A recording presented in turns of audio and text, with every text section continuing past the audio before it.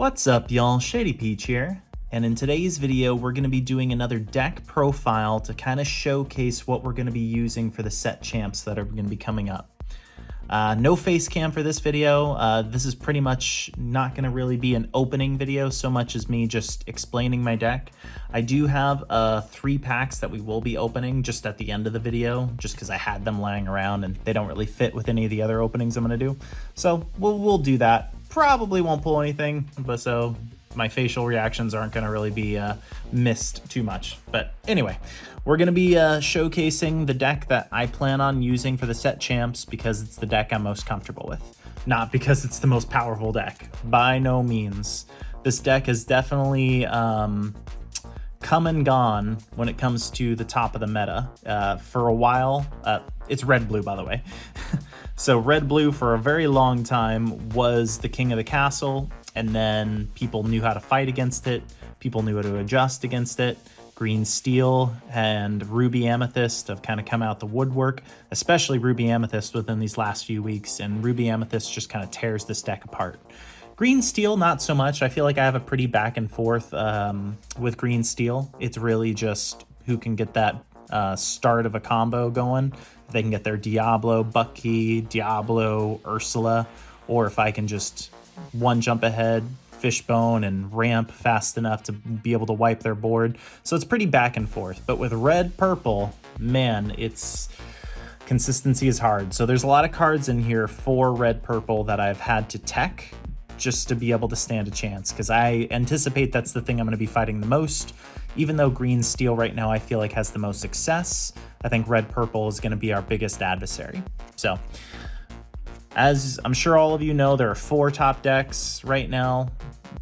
Green Steel, red purple, blue steel, which is my favorite enemy. I love fighting anything that's blue steel or steel song, which I very rarely ever see anymore. And then my deck, which is red blue. I think my deck at the very beginning of this format was number 1, and now I feel like it's fallen all the way down to number 4. But a lot of people have kind of told me, for set champs, just play the deck you're most comfortable with, the deck you feel like you're the most confident with. And I've always felt confident in red blue. I managed to squeeze out a Rockstar Stitch in my first set champs, so I'm pretty confident for this one with the tech cards that we put in here that we'll be able to at least get top 8 and hopefully be able to get the top 4. But we'll see. So, beginning of this, it's not really a surprise. We have 4 Pawpsicles. Best card in the game, arguably. Just an amazing starter. I don't really have to say too much about that. I think we can all agree. I don't know a single red-blue deck that doesn't run 4 Pawpsicles. Then we have 2 Ice Blocks. I was running this at 3 for a while. But this card doesn't really do a whole lot to red-purple. It's okay, that's why I still run it in general. Same thing with the Big Sisu. I only run 2 of the Big Sisu. I was running 3, but now that I'm starting to see more red-purple, I've kind of cut a few things, and I feel like with 2, I still see this card quite often in my deck. I'm never saying like, oh darn, I don't have it. And you can still brawl what you can brawl. Most of the time against red purple, there's not too many brawl targets that I want to hit anyway. So this is mostly for green steel for the most part. So we got 2 of these. Then we've got 2 Vitalispheres. This one is a little bit more for red purple. It's just kind of a nice surprise that I can do to my opponent when they have something that they think is safe. It's mostly for the castle. Queen's Castle is the bane of my existence. It's my least favorite purple card next to Rabbit, but Rabbit may be able to draw them cards, but Queen's Castle has a lot of health, gives them lore, helps them draw. It's the best location in the game, hands down. I don't think anyone would argue that. So I need a way to be able to out it, and I have very few outs against Queen's Castle, but this is one of the options that I have, and it's an item. And it also makes it so that way your Tamatoas can just slam right into a Queen's Castle if need to. So after that, we have 4 Develop Your Brains. This card is a godsend near late game. If you're just top decking and you get one of these, it's amazing. The beginning of the game, most of the time I just ink it and rather play a Pawpsicle instead just to get an item out on the board. But yeah, I think most people would agree with that one. Then we have 4 going into the 2 drops, 1 jump ahead. I was cutting it down to 3, but this card is so necessary. You need this card at the beginning of the game in order to be able to stand a fighting chance against the meta decks that are out there right now. 1 jump ahead is crucial. It sucks drawing it late game, I won't lie, but it's also always a fishbone target. If you have a fishbone in your hand and you draw one of these, you can always just get rid of these if you have to have some sort of target. But yeah, this card is so necessary, and you'll be able to sing it with a character that we're about to go over right now. Pegasus. So this is the first real big tech card against red-purple. I know not too many people are using this guy, but I've started to see it get a little bit more play at my locals. It's mainly for Flynn Rider. That is the main purpose of this guy, because he's a turn 2, and you can't get rid of a Flynn Rider unless you go ahead and drop a Brawl. So if I drop this guy, and the fact that he is evasive, he's safe, he can quest. Red-purple don't really have a way to kill this guy early game, so he's just a nice little out. Yes, they can go ahead and play Sisu, but by that point, you're on turn 3, and hopefully you can get the ball rolling. And like I said, this guy can sing 1 jump ahead and still be safe. Plus, what I've also done is I've been able to use him, since he's an evasive, to take out my opponent's Diablos. And he's a nice little surprise, like I said, with Vitalisphere. If you want to just ram him into something, it's a 5 attack with Rush, with very little ink required to do both of these. So this is an amazing card. I would say this is the card that'll probably get me my Ursula if I do top set champs. So I've been loving it so far. After that, again, not really a controversial decision, 4 Fishbone Quills. Now, I know some people like to run maybe 3 with a giant, I think it's like dragon statue or something like that. Great Stone Dragon, that's the one. I ran that for a little while, and I think at the beginning of the format it was kind of nice when I saw a lot more green steel. It's really cool like mid to late game, because green steel will get rid of a lot of cards in your hand. But at the beginning of the game, when I don't really have too many creatures in the graveyard, especially against like red purple, I'd rather have this. This guy is just an amazing card all around. I can use it right away. I can rush to the field clear a lot faster than if I had Great Stone Dragon. So, and it's an item. So is Great Stone Dragon. It's also inkable, just like Great Stone Dragon, but I feel like that this is just a lot more consistent for me. I wouldn't turn my nose up at 1 Great Stone Dragon being thrown into the deck, but like I said, I'm seeing a lot more red purple than green steel these days. So after that, we have 4 Brawls. This is mainly for green steel. But there are some things in here there are some things that Brawl can definitely take care of for us. For example, in the mirror match, we can also take out a Flaversham. This is also decent against some of the red-purple threat. Obviously, you can kill a rabbit. Prefer not to do that. You can kill a Flynn Rider. That was mainly what it was for before we started using the Pegasuses. This card is just an amazing card. Paired with Ice Block, you can kill any 3-attack character. So just love it all around. It's saved my life. And it's also one of the things I ink the most near the beginning of the game. I usually draw 2, keep 1, you save it, ink 1, and then my opponent's like, oh, he got rid of his Brawl, so I'll go ahead and play my Diablo or whatever, and then I surprise them with another Brawl. Something to that effect. So just an amazing card all around. Next up, 4 Flaversham. We're now in our 4 costs. I mean, what more do I need to say? This is the engine of the deck. This is the best card that blue has in the game, bar none. This guy is amazing. He's just a rare. I feel like he should be a legendary, and he's also being called out to be banned. I don't think Bucky should have been banned, so there's no way I don't think Flaversham should be banned. Now, I do think Bucky definitely should have been eroded, not as hard as he was, maybe just one of the changes, but Flaversham, I think he's going to be around till the end of the time when it comes to this game. After that, we've got Grammatala. Amazing card. It's basically develop your brain as a body, and she can sing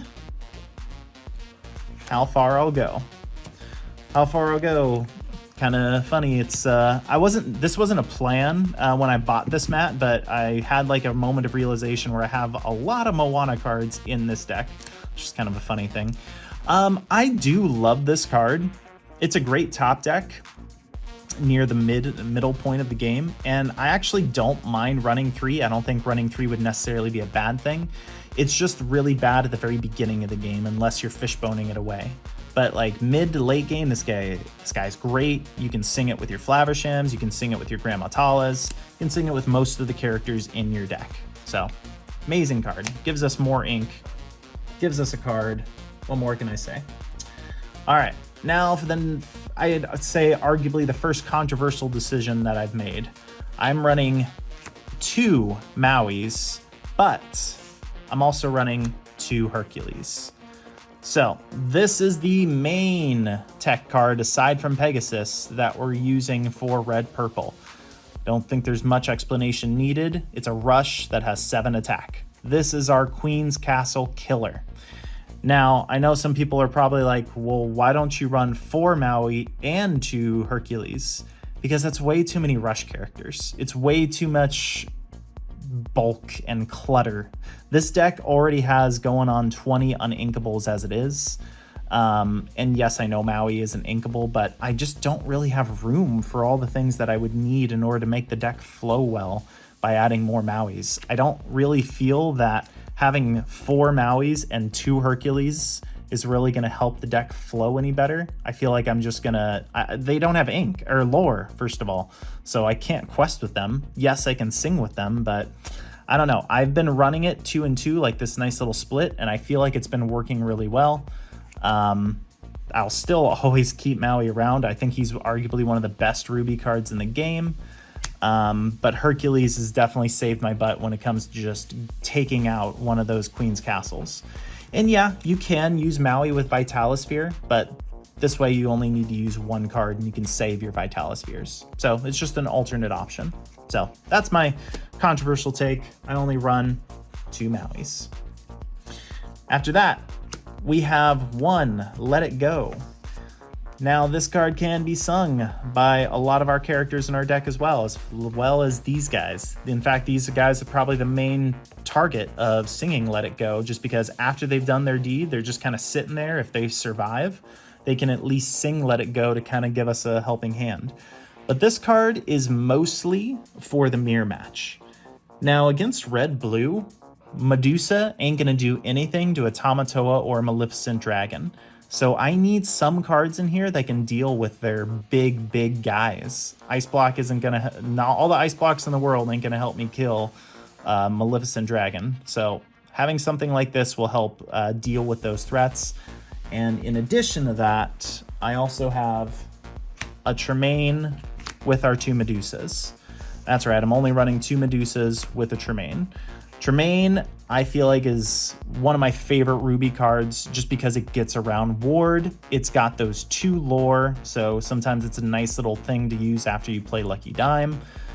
Yes, it has 1 less attack, so it is a risk to a Medusa, but I feel like this card is my Tamatoa killer and my Maleficent Dragon killer.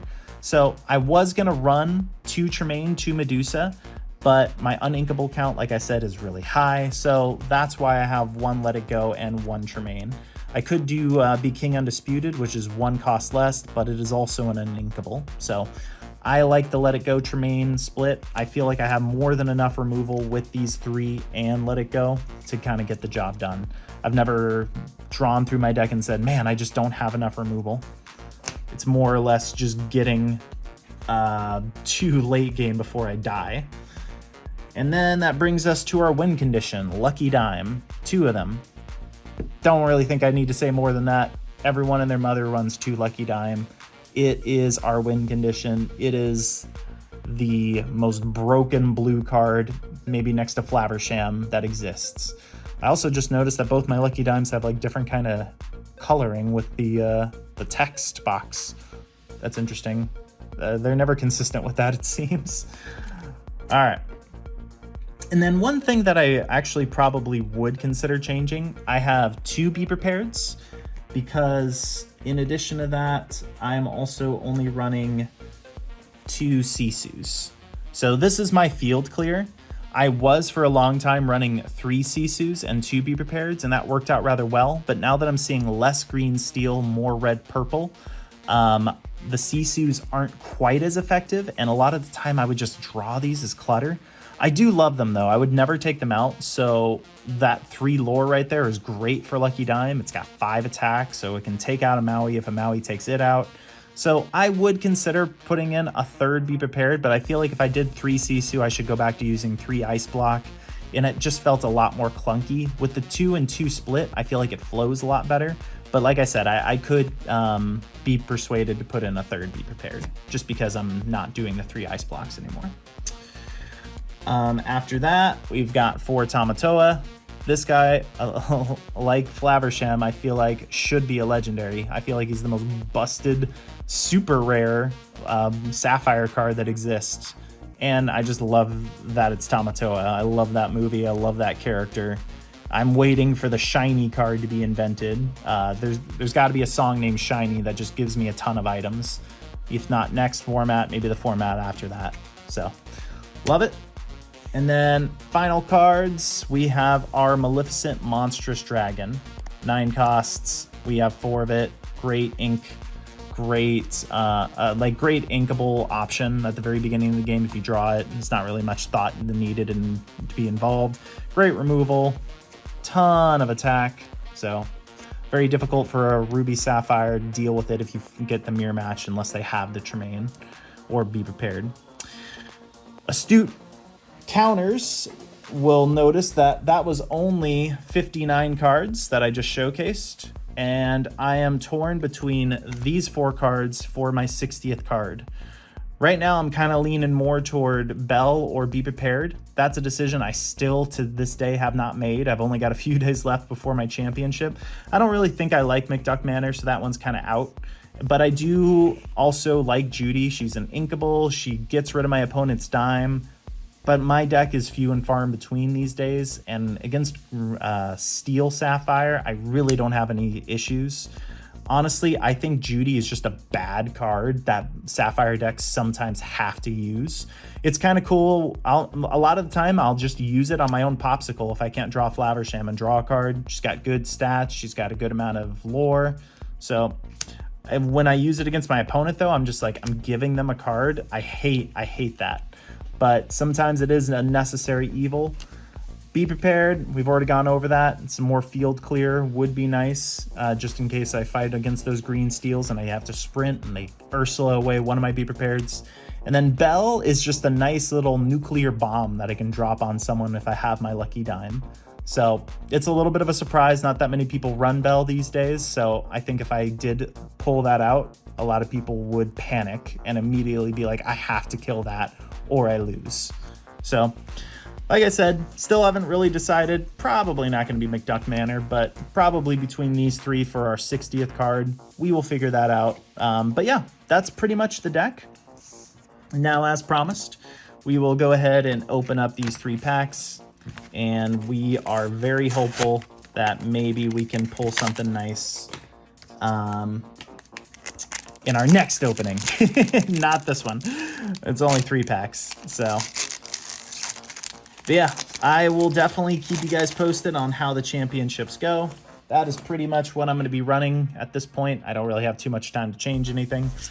So, and I don't really have any more tournaments, local practice in between now and then. So we'll see how things go. I'm really hoping I just fight a bunch of Steel Song decks. Oh, that's pretty good. Be King and Disputed, Under the Sea, and A Miracle a Candle.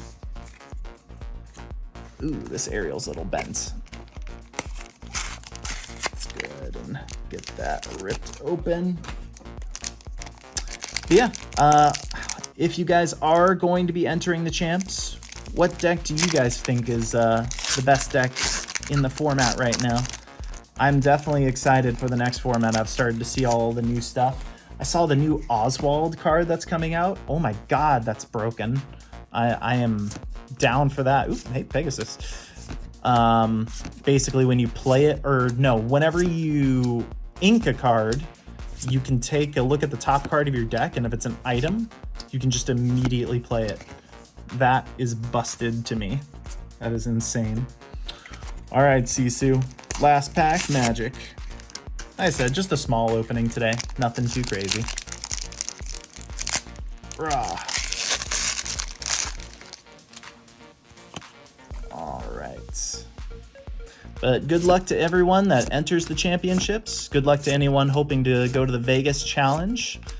And yeah, I've really loved this game. I hope all of you, ooh, nice, another Be King Undisputed, continue to love it and play it as time progresses. And a Dolores. All right, so got some Be Kings Undisputed. That's kind of nice, but that'll do it for today. Thank you guys so much for watching. Be sure to leave a like if you haven't already. Sure to subscribe if you're not already, and I will catch you guys in the next one. All right, bye.